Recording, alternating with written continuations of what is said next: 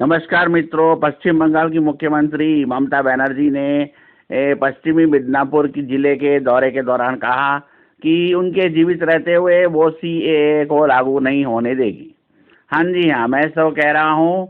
अब आप लोग ये कहेंगे कि ये सीएए किस नाम की बला है। इसका नाम है सिटीजनशिप अमेंडमेंट एक्ट। और अत्यंत कम शब्दों में अगर ये समझा जाए तो ये भारतीय जनता पार्टी द्वारा लाया गया एक ऐसा एक्ट है। वो किस प्रकार का एक्ट है और क्यों इसका विरोध हो रहा है, इसको मैं आपको बहुत कम शब्दों में समझाने की कोशिश करूंगा। ममता बनर्जी ने पश्चिम बंगाल में अपने एक चुनावी रैली को संबोधित करते हुए कहा कि मेरे जीवित होते हुए मैं सीएए को पश्चिम बंगाल में लागू नहीं होने दूंगी।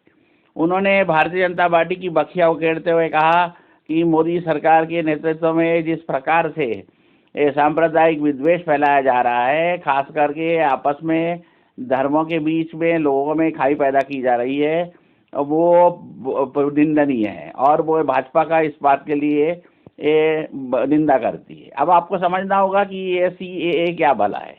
अपने देश के पास कुछ पड़ोसी देश है जहाँ पर हिंदू नागरिक जो है वो उन देशों के नागरिक होते हुए भी भारत के नागरिक बनना चाहते हैं। और भाजपा जनता पार्टी की सरकार, जिसको हम लोगों ने वोट देकर चुना है, वो चुनी हुई हमारी सरकार अपने चुने हुए नागरिकों के लिए काम करने के बजाय उन नागरिकों के लिए काम करना चाहती है जो अपने पड़ोसी देशों में रह रहे हैं और वहाँ से एक मुश्त हमारे देश की नागरिकता देना चाहते हैं। कोरोना काल के बाद किस प्रकार से मोदी सरकार ने एक काम किया है ये सबको पता है।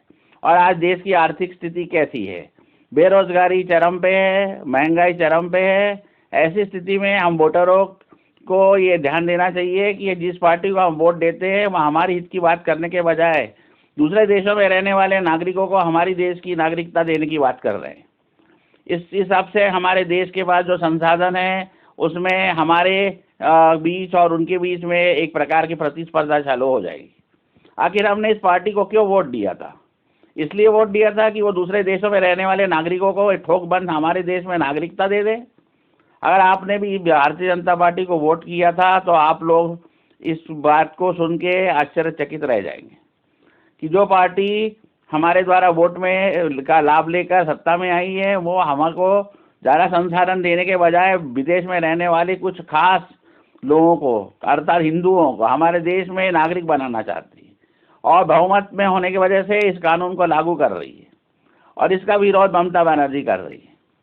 और जहाँ तक मेरी बात है, मेरा ये सोचना है कि आप सब वोटरों को ये पता होना चाहिए कि आप लोगों ने जिस पार्टी को वोट दिया है वो आपके पक्ष में काम नहीं कर रही, क्योंकि हम वोटरों ने ही जिस सरकार को चुना है उस सरकार का प्रथम कर्तव्य हमारे प्रति है, ना कि उन देशों के नागरिकों के प्रति जो उनके देश में कई सालों से रह रहे हैं।